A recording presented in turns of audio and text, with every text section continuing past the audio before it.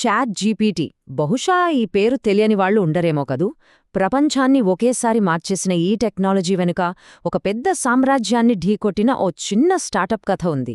ఆ నమ్మశక్యం కాని ప్రయాణం గురించే ఈరోజు మనం చూడబోతున్నాం.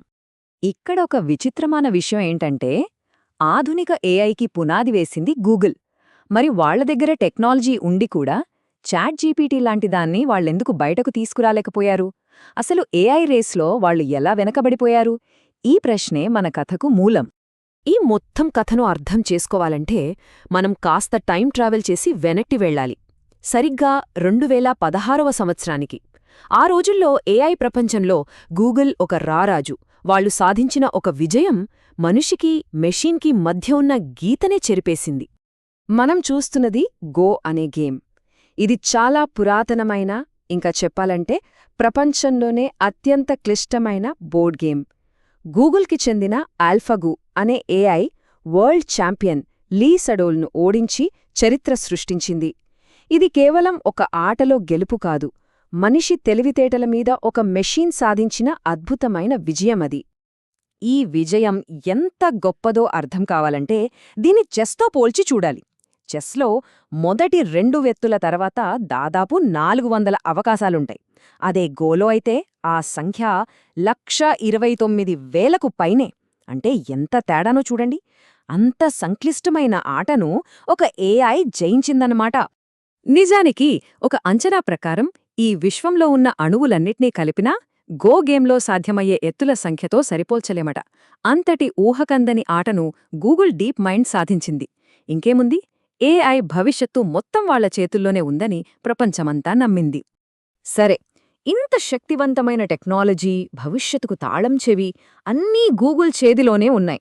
అయినా ఏఐ విప్లవాన్ని వాళ్లు ఎందుకు మొదలుపెట్టలేకపోయారు? అసలు తెరవెనుక ఏం జరిగింది? ఇదే అసలైన $1 ట్రిలియన్ ప్రశ్న. మనం ఈ టైంలైన్ చూస్తే 2014లో డీప్ మైండ్ను కొనడం దగ్గర్నుంచి 2017లో ఒక సంచలనాత్మక రీసెర్చ్ పేపర్ను ప్రచురించడం వరకు గూగుల్ ఏఐలో తిరుగులేని శక్తిగా ఉంది. ఆ పేపర్ పేరు ట్రాన్స్ఫార్మర్. ఇదే ఇప్పుడు మనం చూస్తున్న ఆధునిక ఏఐ అన్నిటికీ పునాది. ఈ ట్రాన్స్ఫార్మర్ రాకముందు ఏఐకి ఒక పెద్ద సమస్య ఉండేది: షార్ట్ టర్మ్ మెమరీ లాస్. అంటే దానికి మతిమరుపు ఎక్కువ.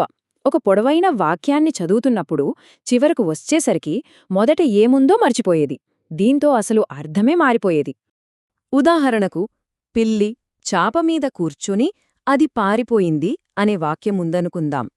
పాత ఏఐకి అది అంటే పిల్లా లేక చాపనా అని కన్ఫ్యూజ్ అయ్యేది.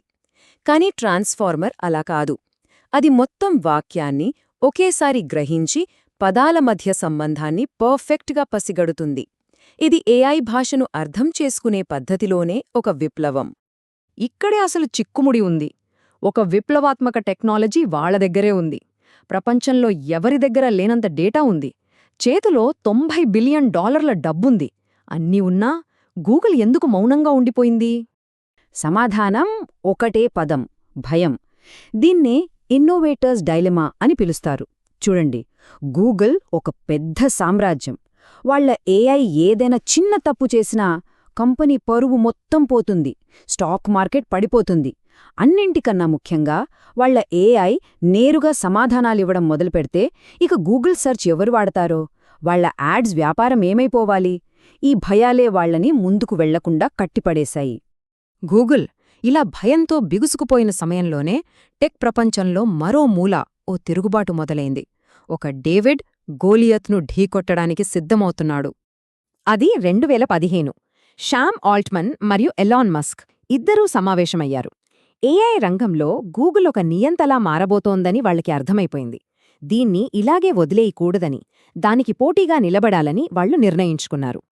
అలా శామ్ ఆల్ట్మన్, ఇలాన్ మస్క్తో పాటు పీటర్ థీల్, గ్రెగ్ బ్రాక్మన్ లాంటి టెక్ ప్రపంచంలోని అతిరథ మహారథులంతా ఒకటయ్యారు. వీళ్లందరూ కలిసి ఓపెన్ ఏఐ అనే ఒక తిరుగుబాటు కూటమిని ఏర్పాటు చేశారు. వాళ్ల లక్ష్యం చాలా చాలా పెద్దది: ఆర్టిఫిషియల్ జనరల్ ఇంటెలిజెన్స్ అంటే ఏజీఐని నిర్మించడం.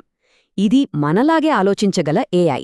దీన్ని మానవాళి మంచి కోసం ఒక నాన్ ప్రాఫిట్ సంస్థగా నిర్మించాలని, దానికోసం ఏకంగా $1 బిలియన్ సమీకరించాలని ప్రతిజ్ఞ చేశారు. కాని కలలు కనడం వేరు, వాటిని నిజం చేయడం వేరు కదా. వాళ్ల కల చాలా తొందరగా ఒక పీడకలగా మారడం మొదలైంది. వాళ్ల ప్రయాణం మొదట్లోనే చాలా పెద్ద సవాళ్లను ఎదుర్కొంది. వాళ్ల ముందున్న సవాలు ఎంత పెద్దదో ఈ నంబర్లు చూస్తే అర్థమవుతుంది. 2017లో క్లౌడ్ కంప్యూటింగ్ కోసం ఓపెన్ఏఐ సుమారు $8 మిలియన్ ఖర్చు చేస్తే, గూగుల్ డీప్ మైండ్ ఏకంగా $442 మిలియన్ ఖర్చు చేసింది. అసలు పోలికే లేదు. ఇంకో షాకింగ్ విషయమేంటంటే, మాట ఇచ్చిన ఆ $1 బిలియన్ 2019 నాటికి వాళ్ల చేతికి వచ్చింది కేవలం $130 మిలియన్ మాత్రమే. ఒకవైపు డబ్బుల్లేవో, మరోవైపు కంప్యూటర్ల ఖర్చులు ఆకాశాన్ని అంటున్నాయి. సరిగ్గా అదే టైంలో వ్యవస్థాపకుల్లో ఒకరైన ఎలాన్ మస్క్ కూడా సంస్థ నుంచి బయటకు వెళ్ళిపోయారు.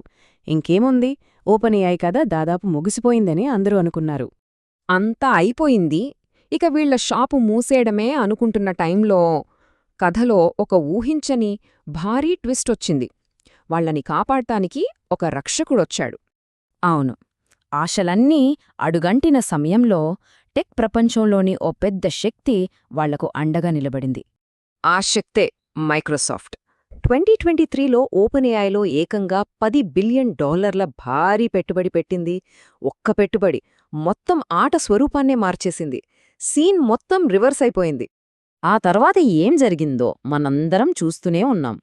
నవంబర్ 2022లో చాట్‌జీపీటీ లాంచ్ అవ్వటం, ఒక సునామీలా ప్రపంచాన్ని చుట్టేయటం, చరిత్రలోనే అత్యంత వేగంగా 100 మిలియన్ల యూజర్లను సంపాదించడం అంతా కళ్లముందు క్షణాల్లో జరిగిపోయింది.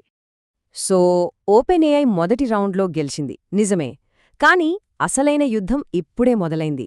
గూగుల్ తన జెమినీ మోడల్తో చాలా బలంగా తిరిగొస్తోంది.